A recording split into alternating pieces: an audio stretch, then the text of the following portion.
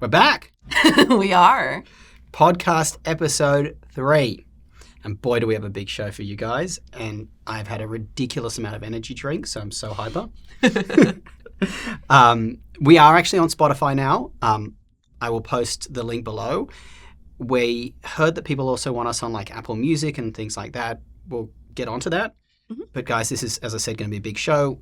What we're going to cover today is further thoughts on the Neo since we posted our video on it.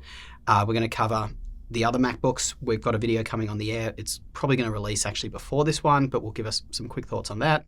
We're going to talk about the MacBook Pros. We've done a huge amount of work on testing the MacBook Pros. In fact, we actually, I think, bought pretty much every stock config with every different type of CPU and every different size to really go, hopefully, very far deep and really tell you which one should you actually buy. Then we're going to cover all the new laptops we've got coming in. There's some really exciting ones. Mm-hmm. And I will talk a little about the processors, the Arrow Lake Refresh and Strix Halo. Oh, yeah. It's a big one. Yeah. So big episode. And we're trying to do it in the next, half an hour to 45 minutes. So let's get into it. We'll see. All right. What laptop are you using today, Josh? That's a good question. Cierra, I forgot to mention that. That's a good one. I am using the MacBook Air, and I think this summarizes my thoughts on the Air. It's so much better than I thought it was. I've never really given the Airs much of a look because I do find their keyboards a little bit low travel compared to the Pros, and I like a really nice keyboard. But I must admit, I'm really enjoying how portable this laptop is, and with the M5 chip, it's so fast. Even the M4 one is very fast. I just hadn't really given them much of a look. I think the only thing I don't like about it is I certainly noticed that the IPS panel, it's a great IPS panel, but it's certainly coming from an OLED or a mini LED. Yeah. It doesn't have that kind of vibrancy to it, but I've been really liking it. That's awesome. I mean, I know that you had like kind of warmed up to the M4 Air like just before we had returned it or something like that. But I'm glad you're getting to give it a good try here. Yeah. And what about you? I'm on the Surface Laptop 13, which is the cheaper one, not the Surface Laptop 7. And that's because I'm looking for a 13-inch laptop that fits into my new bag that I bought. Yeah. So we're going to try it out and see if I like it. Otherwise, I'm sure we have other options that I could try out next. Yes, we have a couple of them. It's funny because I think this leads nicely into the Neo because this laptop was the one, or both of these actually were the ones that we said buyers should be seriously looking at buying instead of the Neo. Mm-hmm. Especially if someone's budget had that extra like $100 to $200. I think these were generally better options, in our opinion. Yeah, that's right. I mean, this one, I certainly used it, and I used the Neo. It just feels a little bit faster. It doesn't, the Neo, there are times, and maybe if the Neo is your only laptop, you don't notice the slowdowns, but certainly when I use lots of different laptops, the Neo certainly at points just didn't have that snappiness. I mean, how did you find it? Yeah, I didn't really have an issue with it, at least for the things I was doing, my office work. And I would say like mid-range intensity Excel work here with like lots of pivot tables and lots of rows of data. I mean, we have like 600, 700 rows of data. So it is a little bit bigger for Excel. Didn't have an issue at all. I really liked it. I thought, I just don't like the color you guys got it in, but I would have taken like the lavender or the blush or whatever it was. But I did find it plenty snappy for that kind of use. Yeah. And I think this is great that we're starting with the Neo, right? Because that's what we wanted to talk about. And I think what Cierra's bringing up is really about the first point I wanted to mention is we had this kind of like almost an argument in the office about back and forth for sure. Yeah, about is this a good laptop or not? And Ethan and I absolutely hated it, which is really weird because Ethan uses the MacBook Air. He uses the M2 MacBook Air, guys, and he never wants to upgrade because he always, I wouldn't say he never wants to upgrade, but we've offered him the M3 Air, the M4 Air, and he's like, they're all the same. They all, for his kind of stuff, it doesn't really matter. For him to not like the Neo, that's like, wow. And I obviously didn't like it because for me, I felt for that kind of money, you're just running such a huge risk. And I remember when we went and gave laptops away at ASU, a university here in Arizona, we met a young lady who had, funnily enough, an older Surface laptop from a couple of years ago, which was very underpowered. It was like a U chip from like 12th or 13th gen, Intel that is. And she was really she really struggled with it for performance tasks for students in a university setting. So I felt very much at risk. And I think then when I spoke to you and Seth, who were very positive on the Neo, we ended up taking a re-look at the whole video. And we actually, the video you see live, we kind of canned the original video. Well, not canned it, but massively heavily adjusted. Yeah. And I think that's because we're really talking about the 2 user bases. And I think that's what we went with in the video is there are a significant number of people who the Neo is great for. And I think that might even be most people, right? Like the average person. But when we're talking about students, which the Neo is heavily marketed towards with this university discount, the student discount, I do agree with Josh that you are running a bit of a risk because I know the kinds of applications I used to have to run at university, some of them were tougher than you would expect. I know sometimes there's like monitoring softwares you have to use for certain tests. Like there's more than the normal Office and Chrome usage. Like what I was talking about works really well on it. There is a lot of extra things you might not expect at a university, even for basic disciplines. Let me give you an example of this. I really want to jump in on this one. When I was doing my MBA, and this was, I was not doing a computer science degree, even though I was at MIT. The MBA that I did for the business course, for our rudimentary statistics, or one of our courses on statistics that you had to take as a business major, we had to use, have 16 gig of RAM to run the application we needed to run, which obviously won't work on the Neo. So to your point, you don't need to be in computer science. Even as a business major, I couldn't use the Neo. Now, for my aunt or my grandma or whoever, maybe fine. Maybe great. Yeah. But I do worry about the university advertising specifically. And this is where there's a difference. You heard Cierra say, like, for most people before, right? This is where there's a difference in the office, and that's why I think for you guys, we try to weave that now into our videos to say, hey, there's alternate opinions here. Like for me, I think I agree a good number of people, the Neo, if that's your max budget, is probably better than some of the alternatives. And that qualifier is in my head when I'm saying that. Is if that's your budget, for the record, because there are better options. But I do think there's a lot of people that are going to be tripped up, and I'm very worried. We have gone to like the floor of Best Buy or Apple, and I certainly haven't spoken to the kind of buyers there, that certainly even if anyone's buying it at Apple Store, generally speaking, you probably don't know too much about computing, because if you go to like a retailer, you can often find the same Apple laptops on a discount, which aren't discounted at the Apple Store. So even by shopping at the Apple Store to begin with, that's already a problem. Yeah.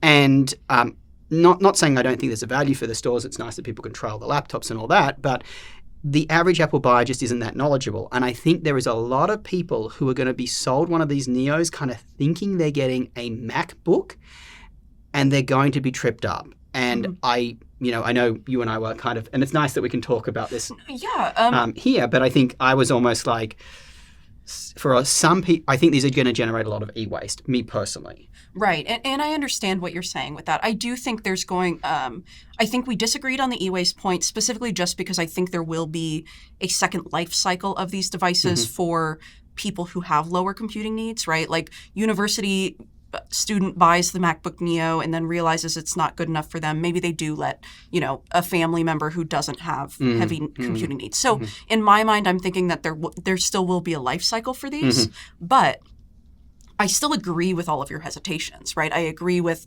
the way it's being advertised, the fact that it's a MacBook, like all of these things really could trip people up. And I think that's where we landed with the video, was that as long as that warning is there, as long as if your needs change at all, or if you're not sure at all, it is not the right choice. Yeah, you're caught. Yeah. And this, I think, leads to the next point, which I want to be really transparent with folks about, because I'm trying to improve here.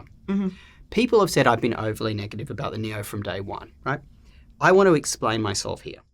When I see a product, particularly in our space, that is so overhyped to the cows come home. I mean, this thing was, I've termed this thing, and I was telling our friends at Best Buy this, hype tubers. Yes. Yeah. That what I'm referring to as a hype tuber is someone who's like, oh my gosh, the Geekbench results are 20 or 30% faster. Oh, this is crazy. Like the people who do that Geekbench results being faster may not even have any benefit to what you're doing on a laptop to begin with. But to see so much of that with the Neo, I felt that just to pull to give people like a balance, I had to pull things back a bit. So I had to be a bit tougher. That like, let's say the pendulum swung here with these hype tubers.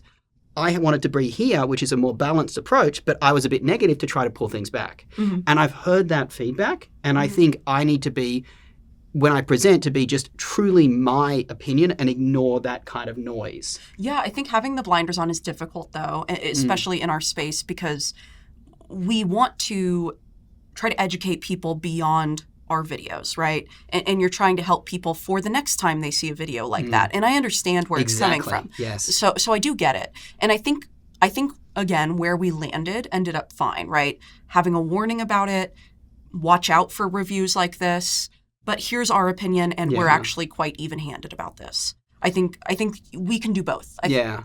I think the only thing we're missing, and I think, just listening to how you were talking about that before and then putting together some of the comments, is we probably should have mentioned Chromebooks. Yes. That in the case that you were referring to, which is really, your basic use people, particularly students of high school and junior school, is that what you call it in the US? Elementary school here. Okay, but, there we go. Yeah. The Australian in me. For them, going from a Chromebook to a Neo is probably a pretty nice step up, right? So, and I think that's something we should have probably mentioned in the video, and I just honestly forgot about it because we don't really cover Chromebooks here yet. We'd like to, but we don't. Yeah, we covered it in our article, actually, because we had discussed it at one point. So in our article online, you'll see that I say, this is really compelling as a replacement for a Chromebook, but outside of that, it's a little less compelling, and here's why, whatever. But we do try to cover some of the things that we forget about in the videos on our articles online as well. Yeah. So why don't we move on? I think we've covered the Neo at length now. Yes, we have. Let's talk about the Air a little bit more. I'm just going to give it a little bit more depth because, as I said, the review's probably going to be out by now, but I would say there's a couple of key takeaways here. The Air M5 to what surprised me most was if you jump up to the MacBook Pro with the base M5 chip, right, there isn't that much difference for most performance cases to it being in the MacBook. You would think because the MacBook Pro has a fan to keep it cool, it actually performs better. But what I found when testing this thing in a variety of different circumstances, you hit the kind of the max performance of the M5 before you need the fan in this. And yes, having the fan running at a higher wattage and that MacBook Pro feeds it almost double the watts can do. It does help a little bit, but it's less helpful than I would have thought. And I think the difference, I was actually originally thinking the reason to get the MacBook Pro 14 over this with the same chip, because I know some people are comparing the two, is that the MacBook Pro 14 can perform better and it has some other things that are better, like the ports and the display. But having done that review and seeing that the M5 is it's not that well suited even in the MacBook Pro 14 chassis, it's better to put an M5 Pro in that, you should be deciding between this and the Pro based on stuff like, do you want the better screen of the Pro and the ports? That's how you should be doing it, not the chip. So that surprised me. I think the next thing that surprised me about this, actually, I'm going to tell you about the other thing that didn't surprise me. Okay. This is the best, I think, all-round laptop this is what I think most people should buy this one. Right. I think that the base model is better this year. Funnily enough, the difference between M4 to M5, not that big. Where M5 actually really does better than M4, it tends to be on the GPU side, not the CPU side. So if you're just doing like programming or casual web browsing, guys, you can save some money if you can find an M4 Air on sale. Basically the same thing for you. The other benefit of the M5 Air being the Wi-Fi 7, not that different to the Wi-Fi 6, Wi-Fi 6E and the M4 Air before. Reason being that Apple didn't fully implement Wi-Fi 7. They're missing that 32 hertz band, which means that the fastest Wi-Fi 7, you're just not going to get that with the Airs. So there's not actually that much difference with Wi-Fi 7 to 6E on the Macs. The other thing that gets me about the Air, which I think actually matters quite a lot, is previously the cheapest model was $1,000 and would come with 256 gig of storage. What would happen is for $100 more, you could get 512 gig, but you would have to get it as a custom config through Apple. Apple almost never discounts their laptops, but a retailer, you could often find these Airs for $200 off. However, to get 512 gig of storage, you were forced to buy a MacBook Air, which had the 10-core GPU, not the 8-core, and that additional storage, and that was $200 more. So you were bundled stuff that you didn't need. Where now, because the base model comes with 512 gig of storage, it by itself is perfect for most people, and now you can find that config and it's got the 8-core GPU for $200 off. So you're not forced. A lot of people just didn't need that extra GPU power. Most people I see using an Air, they're just using it for basic office tasks or student work. They don't need that GPU. And so I think allowing people to get our recommended config now, as I said, as a stock one that you can get a discount on, that's actually going to help quite a lot of people. Yeah, I would agree with that. And we've even seen them go like on sale pretty frequently from what I remember. Like our little price tracker probably shows that on the website, but it's not an infrequent thing to find a MacBook on sale. Yeah, on that note, actually, just back on the Neo for a second, some people mention how can you compare an Air on sale or an older Air to a Neo? Well, pretty simply, the MacBook Air is about $1,000 or $1,100, right? At least the config I like, which is the base config. At that price range, we often see laptops going on sale for $200 off. With a laptop like the Neo, you're probably only going to see discounts of like $50 or $100, right? Because it's a much cheaper laptop. So this one will get closer to the Neo, I believe, than you'd expect. The other issue, of course, and the reason we compared the older MacBook Air to the Neo is there is an older MacBook Air that you can buy. Right. There's many of them. Whereas the Neo, there is no older Neo to compare it to. Yeah, I mean, how much did you pay for the M3? Like $650, $7? Yeah, I got the M3 last year. This was when the M4 was the latest, but before the M5 was released, of course. I got it with the 16 gig, 512 gig of storage. For about $650, $7, I can't remember. Right, and so we're speaking from that perspective, but something that I did want to bring up in that regard is maybe we won't be seeing those sales as much. I don't know if they're like moving away from that based on the price of everything. So, I mean, we're hopeful that those sales continue, but I guess there could be an argument to say that maybe they won't be as frequent as they used to be. But props to Apple for at least maintaining the same price. We've yes, heard from a lot of, I'm still we've glad seen for these that. Windows laptops are just through the roof. Yes, yeah. I was telling someone today that I think based on Apple only going up about $100 or $200 or whatever, and everybody else going up like 50%, their prices have almost kind of come down in the the scheme of things. Obviously, they have not come down, but if you consider the fact that the price of everything is going up, Apple not changing at the level that they have changed, I think they become a better value than they previously were. I mean, this laptop is just fantastic. Yeah, I'm not even a big fan of Apple or whatever, but I do agree with you that the Air is probably best for most people. I think earlier when I was speaking on the Neo, I, again, had that for the budget in my mind, or like good enough, right? Yeah. Not so much that it would be my recommendation. So why don't we move on then to the pros? Yes, yeah. So hopefully, I think this video should be out before our pro review. So I've got breaking news here. I'm going to summarize what we found. And I'll talk a lot here. Sorry if I'm talking a lot in this video. I did most of the MacBook Air and MacBook Pro reviews, and Cierra's doing most of the kind of some of the Windows laptops at the moment, which we'll get to a bit later. So here's the thing. First of all, as I said, we went out and bought all of them, which was extremely expensive. And we bought like the M5 Pro, the 15 core, the 18 core, the Max chip, in the 14s, the 16s, we bought 3 of them. So we can really compare them. The moral of the story is this. I personally think the 15 core is by far the one to get, and that's the base M5 Pro, the lower of the 2 M5 Pro chips. And I think most people are going to find that plenty powerful, perfect for programming, perfect for video edit. When it's pretty good for video editing, all that kind of stuff. And by the way, I just want to say this is different to my recommendation last year. Last year and the prior year, I was always recommending the higher of the 2 Pro chips for most people because it came with 1 terabyte of storage, not 512 gig. And a lot of people using Pros need a bit more storage. Now, it was the same reason that we talked about for the Airs, that you would previously have to buy that as a custom config from Apple, which would mean that, that you don't get the sale price that you get at a retailer. But if you buy it from the retailer, you're forced to pay. There was a $400 difference between the 2 models. Now there's only a $200 difference between and I'm pointing to this one, but a MacBook Pro with the 15-core chip and the 18-core chip, because that's all the difference you're paying for. So you can actually find that base model with the config I like, 24 gig of memory and 1 terabyte of storage. You can find that as a stock config at a retailer and get it on sale. So a lot of people by that will save $200 where they were forced to kind of spend more before. So that I think is a positive. This also applies, by the way, on the higher tier models with the Max chips. They now come with 2 terabytes of storage. Same situation before, you'd have to order them as a custom config. And with those Max chips, MacBooks, by the way, guys, the sales at retailers were very considerable, like $400 off. And I remember when I bought the Max chip in the MacBook Pro 16, the M4 Max, the higher of the 2, I was like, I really want 2 terabytes of storage, because if you're buying that kind of computer, you're probably doing high-end creator work, big video files, you need more than 1 terabyte of storage. And I really wanted to, but I'm like, I can't forgo losing that $400 discount at a retailer to do a custom config at Apple. Right. So I think it's particularly good that these Max chips now come with 2 terabytes as standard, so you can get that discount. Sorry, I've been dead horse for that one.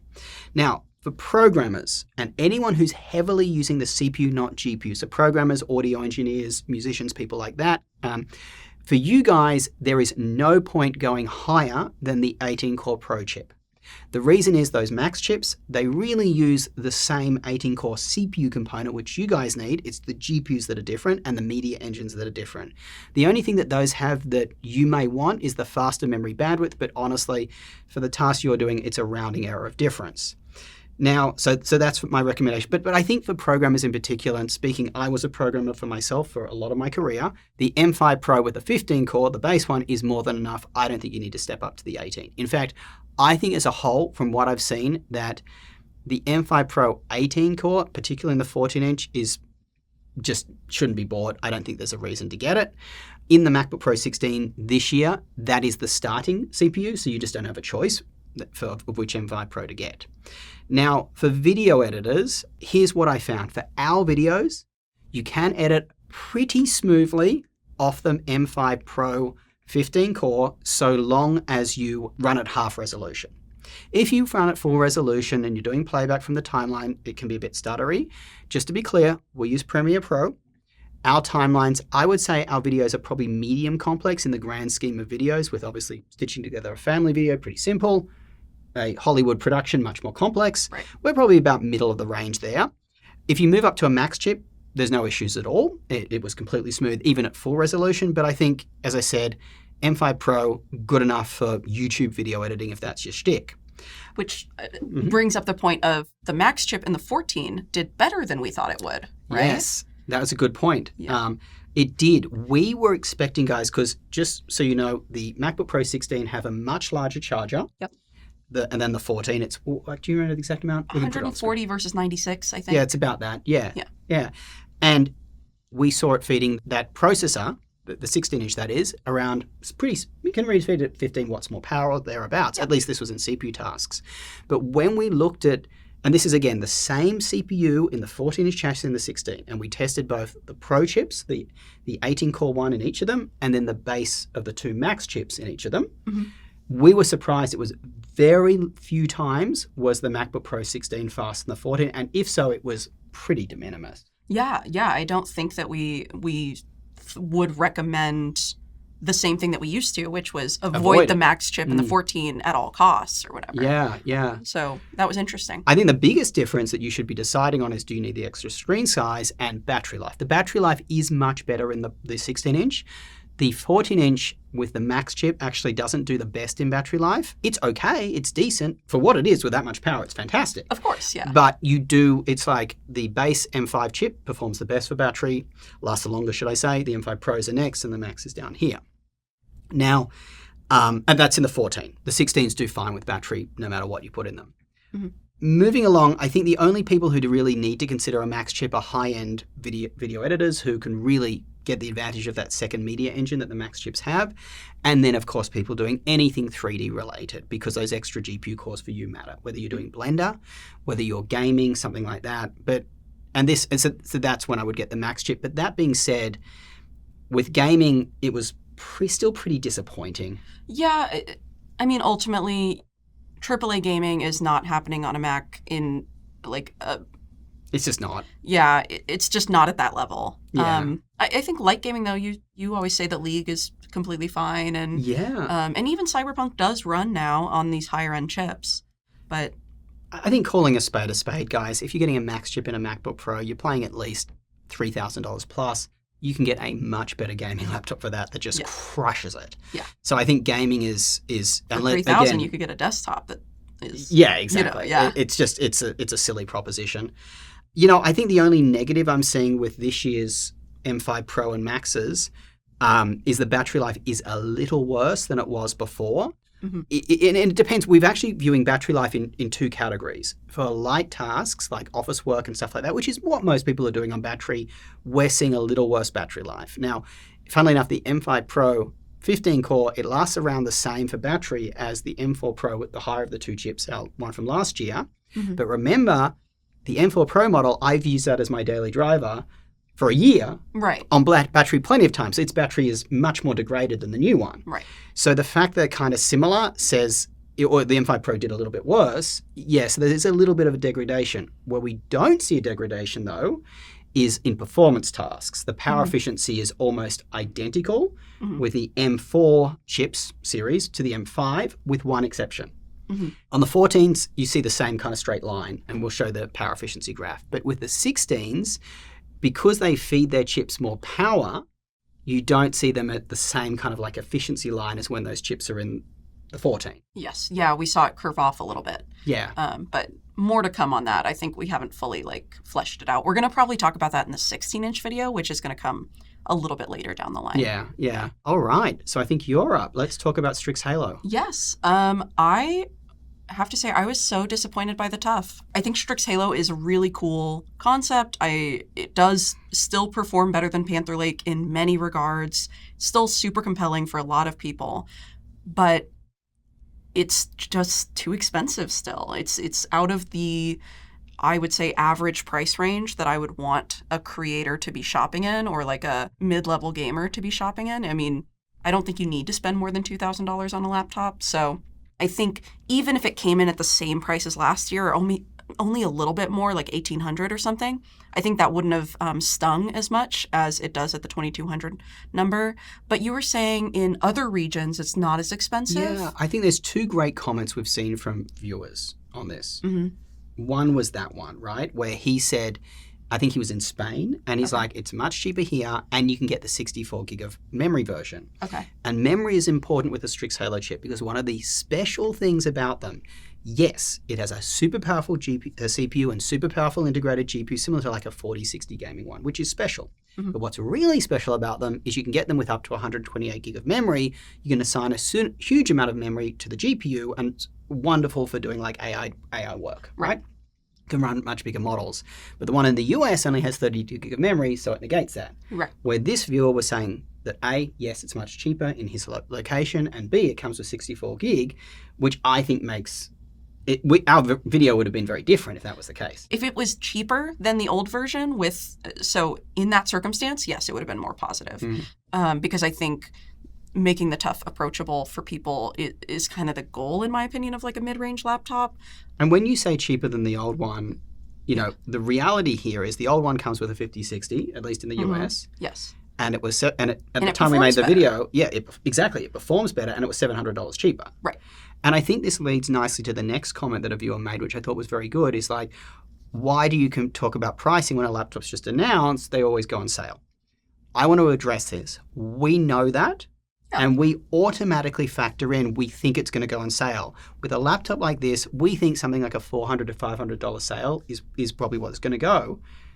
But it's still going to be more expensive than the 5060 model, which is still on sale. Right. If it's going on sale and hitting the MSRP of the prior model, at best, that's still not very good. Right. So I think, yes, we always consider sales. But I think there's also something to be said for the fact that we're putting out these videos early, so we're talking to the people that maybe are trying to buy it before a sale happens, right? So to some extent, we are speaking to that person. And I would just add to that as well that we are trying to, I would say, almost fight this pricing scheme that we see a lot in Windows laptops, more so than MacBooks, because MacBooks tend to go on sale for like $200 off for a $2,000 model, $400 for a $3,000 or $4,000. Windows laptops, they come out and they go on sale for like $400 or $500 off. They're basically, their MSRP is a completely fake price. Anyone who's buying from it is being misled. And we're trying to fight against that. So by calling out laptops like the TUF that are coming out with a stupidly high MSRP, we're trying to say to these Windows manufacturers, stop doing this. It's either tricking people who accidentally buy at that price, or it's just annoying people having to wait. People might want to buy today, but they know a sale's coming, so they're waiting. Right. Yeah. So this is probably a much bigger conversation about MSRP and misleading pricing and the way that retailers are kind of manipulating you. I mean, that's ultimately the goal, right? Advertising and all of that is trying to make you make a decision that makes them the most money. So that's probably a much bigger conversation anyway. But at the more micro level, I think it's our job to call out the things that we at least have control over and can help people with as much as possible, which is, the space we're experts in. So why don't we stick on the gaming side of things for a while so our gamers can get one big section of this podcast. Yeah, of course. So we're seeing a Arrow Lake HX refresh, and that one we don't have that much news on. We know it's coming. We haven't had a laptop here with it yet, but we're looking forward to getting some in. Obviously, we'll be doing a big video. I think you guys know when new processors come in, we go above and beyond in trying to really show how it performs versus other chips, the older HX ones, and what AMD has, what Apple has, what Qualcomm has, etc. We'll be doing beautiful scatter plots as well, all that kind of stuff, talking about power efficiency. Other than that, on the gaming side, we are buying the new Blade 16 with Panther Lake. I'm very excited about that one. Even though the Blade has been a thorn in my side, I need to be transparent with people. It is other than the MacBook Pro 14, it is the laptop I've used the most. For sure. For over the last 12 months or since I got it. And it's the one that I carry to work every day. You see me using it in the office. And I need to be honest, there's a lot of things I like about it, why I do that. Now, there are some thorns in my side, which are annoyances that she hears me swearing about a lot. Of course, yeah. But, like, for instance, plugging in an external monitor, that thing, particularly via a dock, it flickers on and off, and it sometimes doesn't see the monitor. It's really annoying, but I've put in patience for that laptop, and I can swap laptops because there's so much I like about it. I like its size to power ratio. I like its keyboard. I like the display. There's a lot of things clearly... Not the ports with a dock, but the ports in general, the port selection. So I'm very excited about the Razer Blade 16 with the Panther Lake chip. The biggest issue, I think, with Razer, other than some of their buggy software, is really been battery life. And hopefully with a Panther Lake chip, we see much better battery life. Yes. So we're absolutely getting that one in as fast as possible. I think the next one, and maybe you could speak a little about that one, the new Alienwares, we're getting those in too. Oh, yeah. So we should be getting an update to... I'm actually the most excited about the 16X Aurora because that was kind of on the more budget, mid-rangey side. And I say that, and then I'm looking at it right now, and it's $3,000. Well, it was on the more budget side, mid-range. It might go into sales in a more reasonable price bracket. I'm not sure. But originally it was a more mid-range laptop. And I'm excited to see that they're putting a little bit more power in it. They're putting the Arrow Lake refresh in it. I know a lot of people are really excited about the OLED screens. Yeah. The anti-glare OLED display is a huge upgrade for both the Aurora and the Area 51s.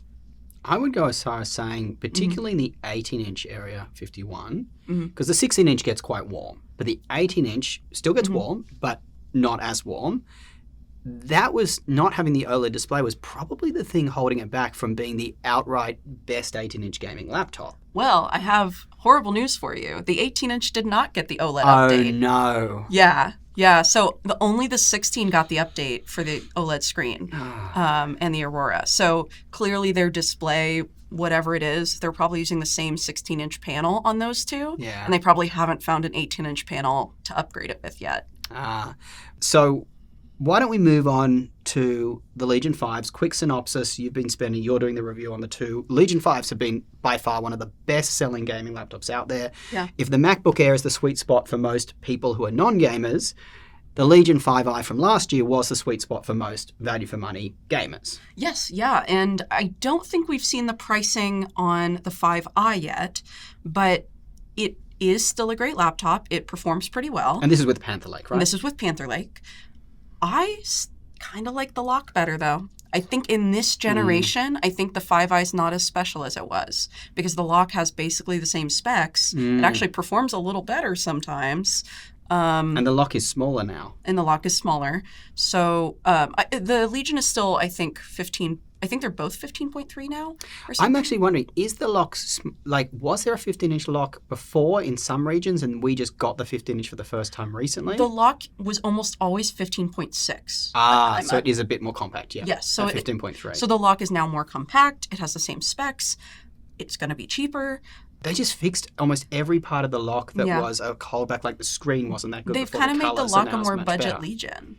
Yeah. And so I think the Legion maybe just the 5 specifically, is not as special as it used to be a little bit, but that's like my early take.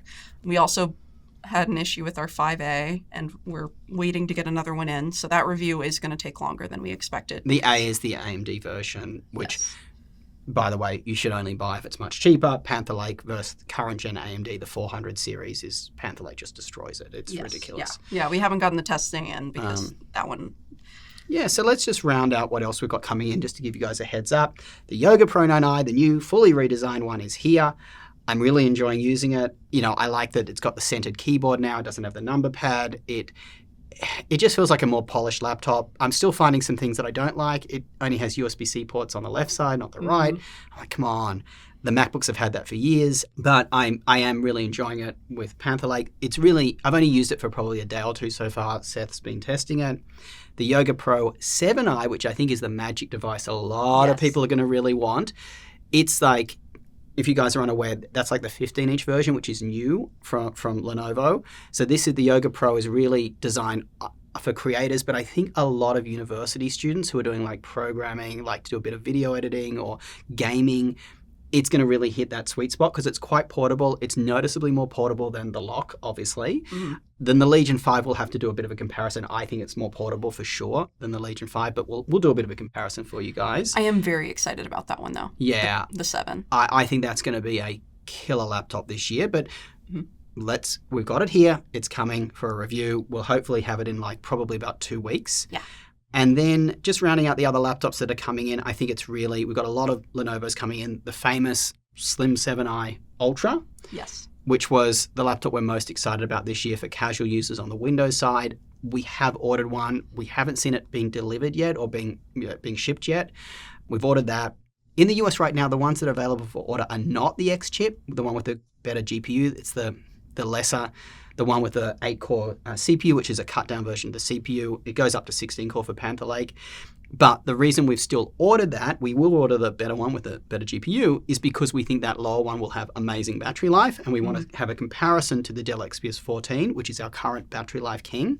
The Dell XPS 14 that has that excellent battery life, it also has the less powerful Panther Lake chip, but it has like a 1920 by 1200 display, and we also don't like the Dell XPS 14's keyboard. So if the Yoga can match that battery life or get close to it... And have a Lenovo keyboard. Bingo. Yeah. Other than that, we have the Slim 7X we've ordered, which is the new Qualcomm Slim 7X.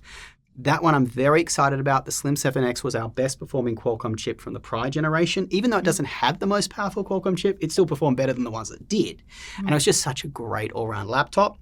We've got that coming in, and then we got the A14 and A16 from Asus. Yes, the Zenbook. Yep. That's going to be the X2 Elite, I think. Elite Extreme? The A16 will have the most powerful of that Qualcomm one in it. Yeah.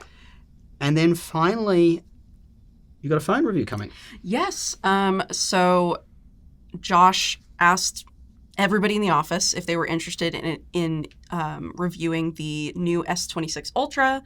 I have the oldest phone in the office. I have the S22 Ultra, which is now 4 years old. And so I was like, why not? Let's do it. I'll try it out. I'm really liking it so far. But the early spoiler, I won't go into it too deep, but the early spoiler is that if you have an S22 and you really don't need to upgrade and yours is fine like mine was, probably not as big of a deal as you'd think. It's still a great upgrade, but I'm getting like a bit of a discount by working here. I don't think if I didn't have that discount, I don't think it would be worth the upgrade to me. I'd probably wait until security updates and all of that started dropping off, to be honest. Yeah, and just on that note, I want to cover 2 things that came to mind. One is we're still trying to be a laptop channel and be the best in the business for laptops. We want to be the best, right? Oh, of course, yeah. That being said, I think it's interesting for you guys to still see the tech that we use and how we feel about it. I think that's helpful. So we're not right now this year trying to get into phones in a way. Like the phone reviews are not going to be at the level of our laptop reviews. No, the testing's not going to be the same. It's more casual real use. Yeah. Like we were talking the other day about should we do the Ultra in a full battery test next to a bunch of other phones. There are already other YouTubers that are doing that. We would only get into that space if we had something to add. So for now, it's just really about the tech we're using. And the other one I was going to mention about the discount, just, that's more of like a perk that we're trying to do for members of the company, right? That, we're trying to help out people buy tech so that they can, give people their opinions of it. Yeah. And on my phone, actually, I just want to quickly update people on it. I actually bought the Samsung S26 Plus. I've been a big Plus user for years. Love them. We've been so busy with laptops. I was like, I can't get to it in time. I ended up returning it. Also, I must say I've liked the iPhones better than I thought. I stick by my comments about the iPhone 17 being the one to get. That being said, being transparent with everyone, I actually moved to the iPhone 17 Pro. I do find it a little bit heavy in my hands, but I do like the screen size, not for watching content. Certainly the bigger screen size is better. But I do find operating it with one hand is a little bit easier. I don't have to stretch my hand to different areas of the phone. And also I just feel the better battery life of the 17 Pro versus the 17. 17 is not bad battery life, just to be clear. But the 17 Pro, if I don't charge it overnight, I'm still pretty safe. Mm-hmm. I can get through a good part of the next day. And that's a nice relief for me.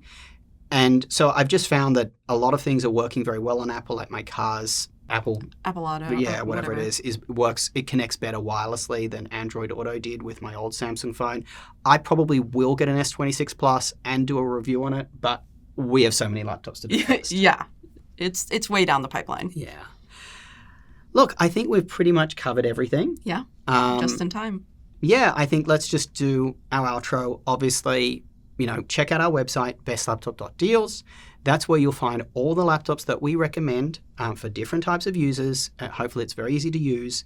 We've got a lot of benefits of using it there. We show, all the different retailers that are selling a particular laptop, the different price they're selling it for. We have price trackers there, price drop notifications. We try to simplify the laptop process by making, the kind of filters that you're going to want to use. We make them easier. Like even when you're filtering based on a CPU or a GPU, we don't just give you a list. We kind of group them together based on their performance tier. And we got some good news for you. Canada is live on the website. We are currently in the process of adding India. Yay! And India's a big one. We're also adding, and this I think is super cool, we are working on a scoring for each laptop, which will have a score based on how we test. It'll be broken down into 10 components like CPU performance, GPU, heat and fan noise, battery life. You'll be able to see how the laptop performs across each of these components. You can even see a drill down to see, hey, how did we calculate that? Mm-hmm. Like, the colors of the display. Does it have backlight or PWM? You'll be able to see all that data on the website. And then we'll have one score, but which is super cool, depending on your use case, the score will be weighted to different components. So it might have a general score, but then a gaming score. So a gaming score, we won't care as much about like the weight of the laptop, but we'll care more about the GPU performance. Right. So that is coming soon. It'll be on the website and I'm excited about it. Yeah, I'm really excited about it too. Quite good. We're very grateful for all the support. Thank you. Yeah. That's all we got. All right. What do you think? Yeah, Should we end? I think we're good. We'll see you in the next one, guys.